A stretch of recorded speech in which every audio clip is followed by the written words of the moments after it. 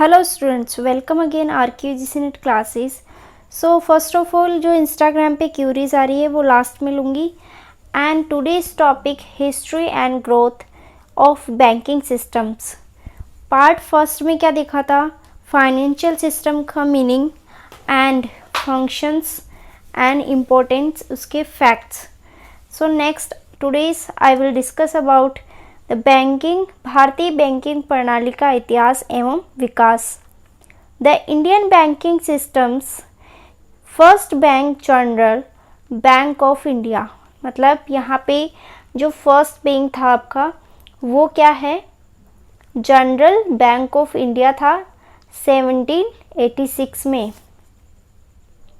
इसका इस्टेब्लिशमेंट हुआ था।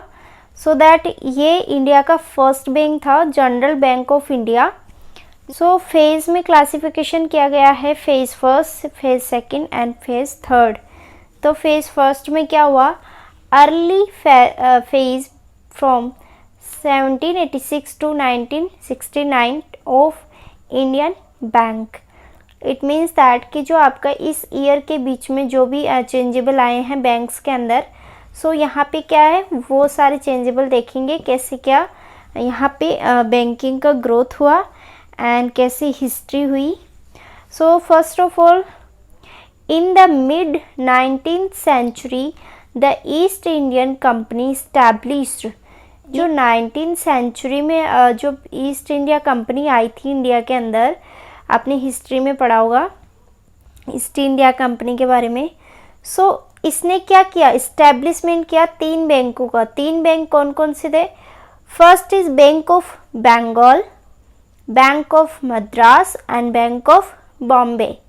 सो बैंक ऑफ बंगाल का इस्टेब्लिशमेंट हुआ था 1806 में, और बैंक ऑफ मद्रास में यहाँ पे हुआ था 1843 एंड बैंक ऑफ बॉम्बे हुआ था 1840। सो इनको मर्जर करके 1921 में इंपीरियल बैंक ऑफ इंडिया का यहाँ पे क्या किया गया? इस्टेब्लिशमेंट किया गया।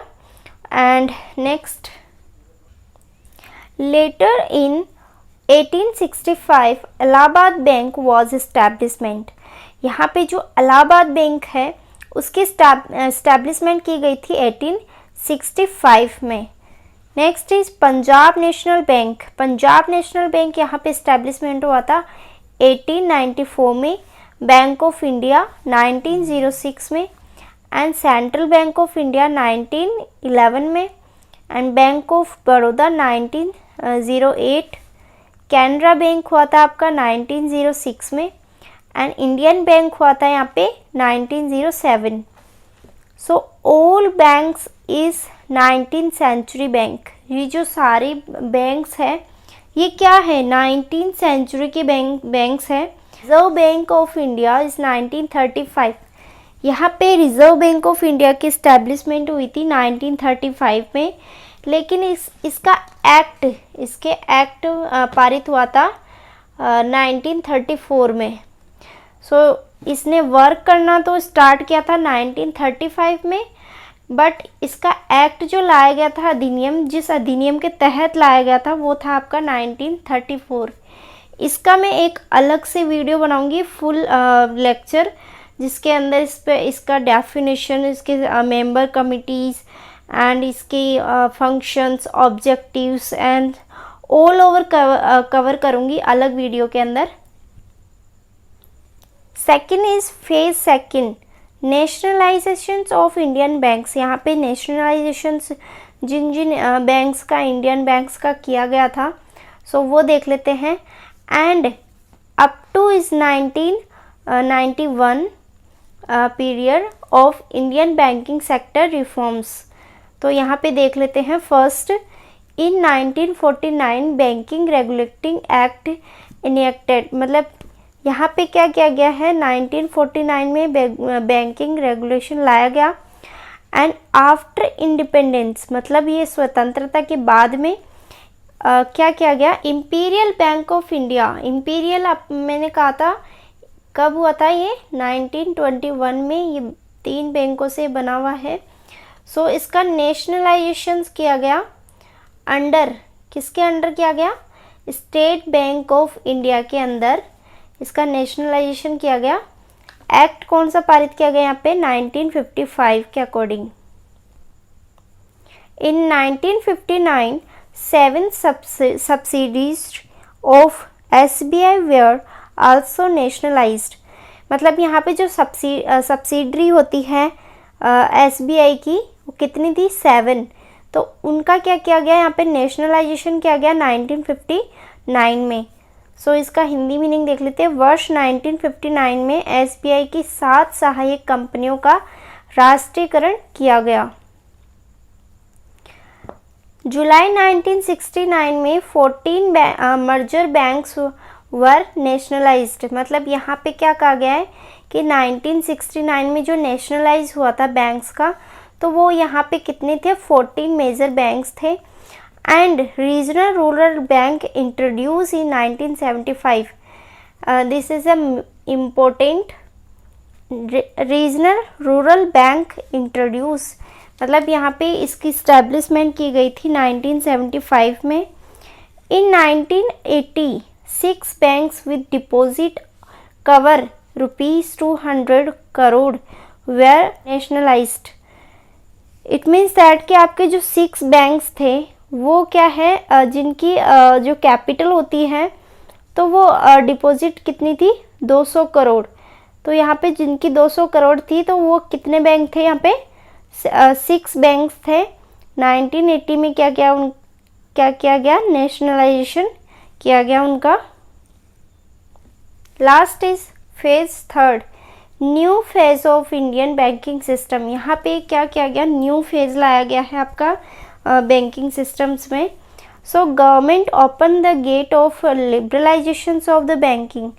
मतलब यहाँ पे जो गवर्नमेंट होती है तो यहाँ पे क्या किया गया उदारीकरण, लिबरलाइजेशन मीनिंग उदारीकरण लाया गया बैंक्स सेक्टर के लिए। बिल्कुल मतलब उनके लिए जो रिस्ट्रिक्शन थी एंड उनके जो बाधाएं थी तो उनको क्या है दूर करने लगे। And banking setup under the कमिटीमेंशिप ऑफ मिस्टर एम नरसिम्हन।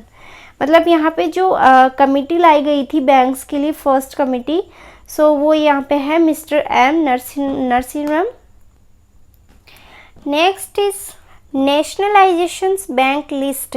1969 में जो नेशनलाइज्ड हुए थे बैंक तो उनकी लिस्ट देख लेते हैं। फर्स्ट है इलाहाबाद बैंक, तो इसका ये कब इस्टेब्लिशमेंट हुआ 1865 में।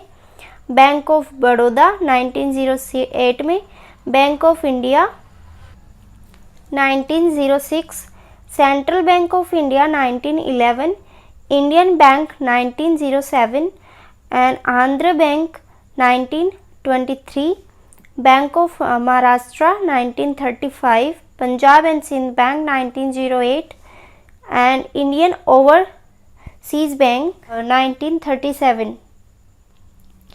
सिंडिकेट बैंक यहाँ पे 1925 में इस्टेब्लिशमेंट हुआ। यूनियन बैंक ऑफ इंडिया 1919 में, यूसीओ बैंक यहाँ पे 1943 में, यूनाइटेड बैंक ऑफ इंडिया 1950 में इस्टेब्लिशमेंट हुआ। कैनरा बैंक 1906 में इस्टेब्लिशमेंट हुआ। ओरिएंटेड बैंक ऑफ कॉमर्स 1943 में, कॉरपोरेशन बैंक 1906 में, देना बैंक यहाँ पे 1938 में। सो यहाँ पे नोट देख लेते हैं। देना bank and Vijay bank merger 2019।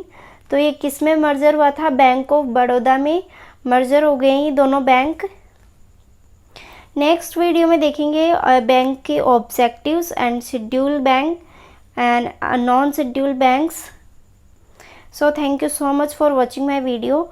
Instagram पे क्यूरीज आ रही है कि कब तक आएगा रिजल्ट यूजीसी नेट का। सो उनको 1 मंथ तो वेट करना ही होगा आपको, because 1 month after result declare कर देता है एनटीए नेट।